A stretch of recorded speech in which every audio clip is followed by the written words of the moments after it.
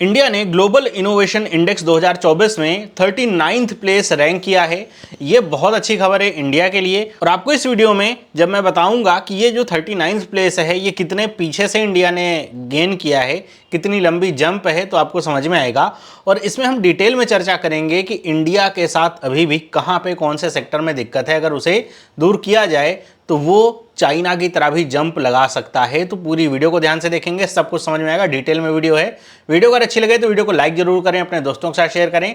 इस तरह की बहुत सारी वीडियोस करंट अफेयर की बनी हुई हैं, पूरी प्लेलिस्ट है करंट अफेयर की, उस पर क्लिक करेंगे सारी वीडियोस आपको मिल जाएंगी। तो स्टार्ट करते हैं। सबसे पहले आपको बताते हैं कि ग्लोबल इनोवेशन इंडेक्स, जिसको शॉर्ट में GII भी कहा जाता है, तो 2024 की इसकी एनुअल रिपोर्ट आई हुई है जिसमें इंडिया को 39th पोजीशन मिला था। पिछले साल मतलब 2023 की रिपोर्ट में इंडिया को 40th रैंक मिली हुई थी, 40वीं रैंक इंडिया को मिली हुई थी। ये जो रिपोर्ट है इसे निकालती है एक Geneva based world intellectual property organisation, मतलब शॉर्ट में इसे आप जानते होंगे WIPO। तो WIPO के द्वारा इस रिपोर्ट को निकाला जाता है और इस रिपोर्ट में इंडिया ने इस बार एक अंक या एक रैंक ऊपर जो है स्कोर किया है।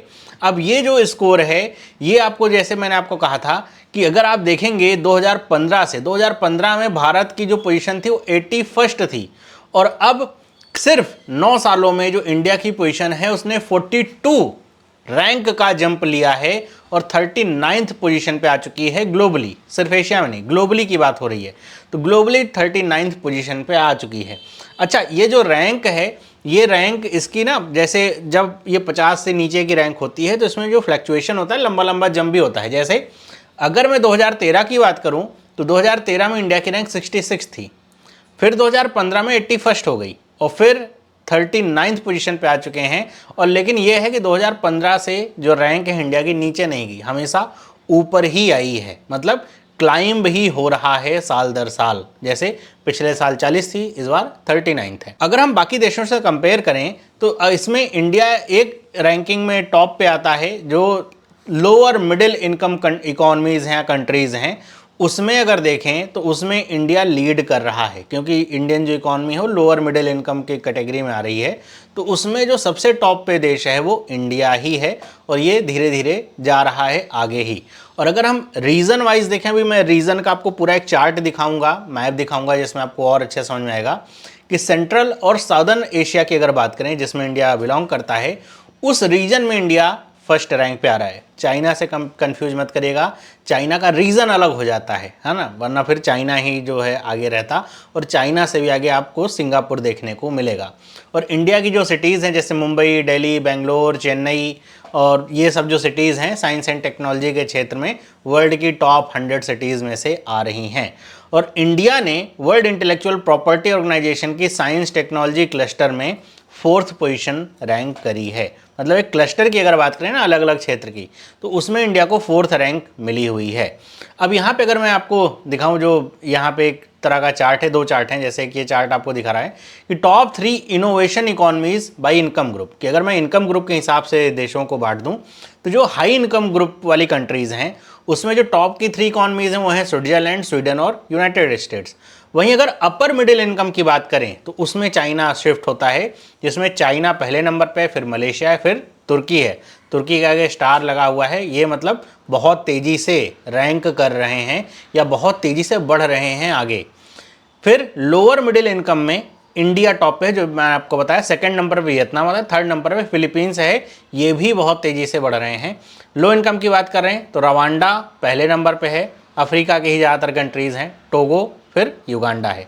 तो अगर हम लो मिडिल इनकम की बात कर रहे हैं इकोनॉमीज़ की तो इंडिया टॉप पे है, अपर मिडिल में चाइना टॉप पे है और जो हाई इनकम कंट्रीज उसमें स्विट्जरलैंड टॉप पे है। अगर यहाँ पे रीजन वाइज हम देखें, ये मैप जो कि इसी रिपोर्ट का हिस्सा है, तो आप देखेंगे कि सेंट्रल और सदर्न एशिया में इंडिया जो है टॉप पे, फिर 2nd नंबर पे ईरान है, फिर 3rd नंबर पे कजाकिस्तान है। मतलब इस वाले रीजन में पूरा इंडिया, पाकिस्तान, ये सब आपके देश आते हैं। तो पाकिस्तान वगैरह वैसे भी उनकी ग्लोबल रैंकिंग भी बहुत पीछे है, हालांकि तेज़ी से बढ़ रहे हैं, वो भी आगे बहुत पीछे हैं। 105 थे शायद पिछले साल, इस बार 91th पोजीशन पे हैं, तो उनको तो अभी कवर अप करने में बहुत समय लगेगा। बाकी अगर हम यूरोप की बात करें तो स्विट्जरलैंड टॉप पे है। सब सहारन अफ्रीका की बात करें तो उसमें साउथ अफ्रीका टॉप पे है, नॉर्थ अमेरिका में यूनाइटेड स्टेट्स है, लैटिन अमेरिका में ब्राज़ील है, और साउथ ईस्ट एशिया ओशियानिया मतलब जिसमें आपके ऑस्ट्रेलिया, न्यूजीलैंड, वो सारे पूरे जो यहाँ पे आइलैंड वाली कंट्रीज सब कवर होती हैं, तो उसमें सिंगापुर टॉप पे है ना। और सिंगापुर जो है कई सारे रैंकिंग में अच्छा है, ये मतलब ऐसा नहीं कि सिर्फ यहीं पे टॉप है। अगर ओवरऑल देखा जाए कि कितने ज़्यादा टॉप इनोवेटर्स की जो लिस्ट इस पीडीएफ में आई हुई है, जो रैंकिंग निकाली गई पूरी रिपोर्ट है, तो उसमें भी सिंगापुर टॉप पे ही आ रहा है, बाकी देशों को पीछे छोड़ते हुए। फिर है रिपब्लिक ऑफ कोरिया, ये साउथ कोरिया की बात हो रही है। फिर आता है चाइना, थर्ड नंबर पे है, यहाँ पे चाइना टॉप पे नहीं है, थर्ड नंबर पे आ रहा है। ये रीजन वाइज है, ध्यान रखिएगा, रीजन वाइज में चाइना टॉप पे नहीं है। चाइना टॉप पे कहाँ है? अपर मिडिल इनकम में, है ना, क्योंकि सिंगापुर फिर आपका शिफ्ट हो जाता है दूसरी जगह पे, अपर मिडिल में नहीं आएगा। फिर अगर हम बात करें यहाँ पे इंडिया की, तो इंडिया का ये जो कह सकते हैं उभार हो रहा है, राइज हो रहा है, तो उसके कई सारे फैक्टर्स हैं। जैसे यहाँ का जो रोबस्ट नॉलेज कैपिटल है, और नॉलेज कैपिटल में इंडिया ने बहुत अच्छा रैंक किया है, एक्सेल किया है इंडिया ने। थ्राइविंग स्टार्टअप इकोसिस्टम है, हमारे यहाँ स्टार्टअप्स धीरे धीरे देख रहे हैं कि बहुत बढ़ ही रहे हैं और सस्टेन भी कर रहे हैं। ऐसा नहीं कि जितने बढ़ रहे हैं सब बहुत अच्छे ही चले जा रहे हैं, लेकिन जिस हिसाब से बढ़ रहे हैं तो सस्टेन भी कर रहे हैं। नई नई यूनिकॉर्न कंपनीज बन रही हैं, पब्लिक और प्राइवेट रिसर्च इंस्टीट्यूशंस नए नए आ रहे हैं, जिसकी वजह से जो इंडिया का ये जो रैंकिंग है इनोवेशन के क्षेत्र में वो आगे बढ़ रहा है। और अगर हम किसी एक सेक्टर की बात करें तो आईसीटी सर्विसेज एक्सपोर्ट्स में इंडिया ने all over the world top किया हुआ है। आईसीटी मतलब information communication technology services export में फर्स्ट नंबर पे इंडिया है ग्लोबली। तो ये जो इंडिया का ग्रोथ है, यहाँ पे जो जिस तरीके से स्टार्टअप्स बिल्डअप हो रहे हैं, यूनिकॉर्न्स बन रही हैं, तो इन्वेस्टमेंट आ रहा है, नई नई चीज़ें इनोवेट हो रही हैं, टेक्नोलॉजीज़ अब इंडिया अपने यहाँ खुद ही सब, ये नहीं है कि हम इंपोर्ट करके ला रहे हैं, तो यहाँ नए नए स्टार्टअप्स आ रहे हैं, नई नई टेक्नोलॉजीज़ आ रहे हैं। इसकी वजह से जो इंटेलेक्चुअल प्रॉपर्टी फाइलिंग्स हैं, पेटेंट्स वगैरह हो गए, रिसर्च पेपर वगैरह, वो उनकी संख्या बढ़ती जा रही है, और इसी का एक नतीजा आपको देखने को मिलता है इंडिया की रैंकिंग में जो सुधार आ रहा है। अगर हम यहाँ पे एक हीट मैप देखें, हीट मैप जनरेट किया जाता है हर एक सेक्टर को लेकर के, और यहाँ पे हीट मैप देखने से पहले आपको ये देखना होगा कि यहाँ पे जो ग्रीन है मतलब ये रैंकिंग बताई जा रही है, ये नंबर नहीं है, रैंकिंग है कि 34 से अगर कम रैंकिंग है तो ग्रीन की कैटेगरी में आ रहे हैं। 34 67 है तो लाइट ग्रीन है, 67 से 100 लाइट ऑरेंज, और 100 से आगे है तो फिर ये आपका ऑरेंज की कैटेगरी में आ रहा है। तो अगर हम इंडिया की बात करें तो एक तो ओवरऑल जीआईआई हो गया, जिसमें इंडिया को 39th रैंक मिला ही है। अगर हम अलग अलग सेक्टर की बात करें, जैसे इंस्टीट्यूशंस में इंडिया को 54 रैंक मिला हुआ, इसलिए लाइट ग्रीन है। ह्यूमन कैपिटल रिसर्च में 51 है। इंफ्रास्ट्रक्चर में इंडिया का रैंक देखिए पीछे जा रहा है, 72 है। नंबर नहीं है कि 100 में से 72 नंबर है सर, नहीं भाई, रैंकिंग है ये, तो ये 72 है। अगर इसमें सुधार हो जाता, ये 50 से नीचे आ जाए, तो इंडिया की ओवरऑल रैंकिंग बहुत आगे जंप कर जाएगी। मार्केट सोफिस्टिकेशन की बात करें तो 23rd नंबर है, मतलब ग्रीन कैटेगरी में है। बिजनेस सोफिस्टिकेशन की बात करें 58 है। नॉलेज एंड टेक्नोलॉजी आउटपुट जो मैं आपको बता रहा था, जिसमें इंडिया एक्सेल कर, इस रिपोर्ट ने इसको एक्नॉलेज किया हुआ है, तो उसमें 22nd पोजीशन पे इंडिया है। क्रिएटिव आउटपुट्स में 43rd पोजीशन पे इंडिया आ रहा है। तो ये हीट मैप है जो कि ओवरऑल हमको कंडीशन तो बताता ही है कि ओवरऑल 39th पोजीशन पे है इंडिया। बाकी अलग अलग सेक्टर में इंडिया कौन से नंबर पे चल रहे हैं, जैसे market sophistication, knowledge and technology outputs में इंडिया की रैंक काफ़ी अच्छी चल रही है, मतलब हम अंडर 25 में हैं।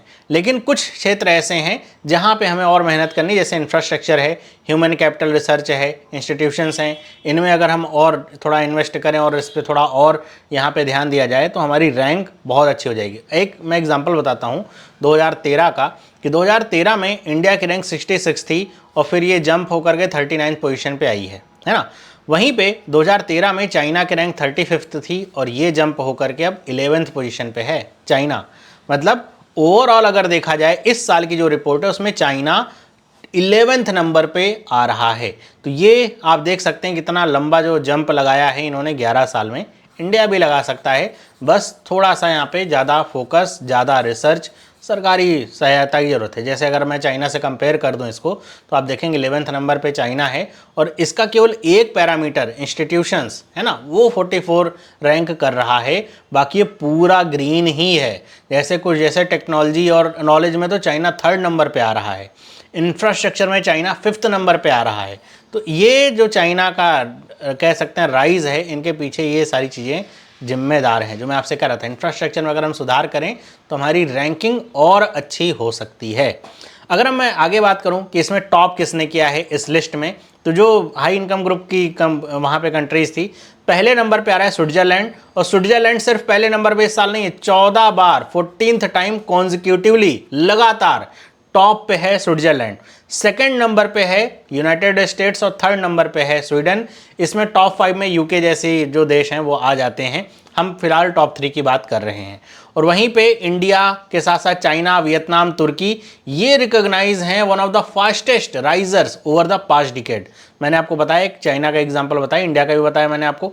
इंडिया ने भी काफ़ी अच्छा जंप लिया है, लेकिन चाइना ने बहुत अच्छा जंप लिया है। तुर्की बहुत तेज़ी से आगे बढ़ रहा है। तो ये सब बहुत तेज़ी से आगे बढ़ते हुए देश हैं, तुर्की, वियतनाम, चाइना, इंडिया। और इसमें एक और आता है इंडोनेशिया भी है, एशिया में ही वो आता है, वो भी बहुत तेज़ी से आगे बढ़ता हुआ इस लिस्ट में आ रहा है। तो टॉप 3 की बात हो गई। टोटल इसमें कितनी कंट्रीज़ को रैंक किया गया है? 133 कंट्रीज़ को इसमें रैंक किया गया है। आपके लिए एक सवाल मैं पूछता हूँ कि इसमें सबसे लास्ट पोजीशन पे कौन सी कंट्री है? अगर आपको पता है तो कमेंट करके बताइएगा। बाकी आज की इस वीडियो में इतना ही। आपको इस तरह की और करंट अफेयर चाहिए तो पूरी प्लेलिस्ट का लिंक मैंने दिया हुआ है, आप वहां से जाकर के देख सकते हैं। बाकी चैनल को सब्सक्राइब कर लीजिए ताकि इस तरह की वीडियोस मिस ना हो, और वीडियो को लाइक जरूर करिए। मिलते हैं अगली वीडियो में, सभी लोगों को बाय।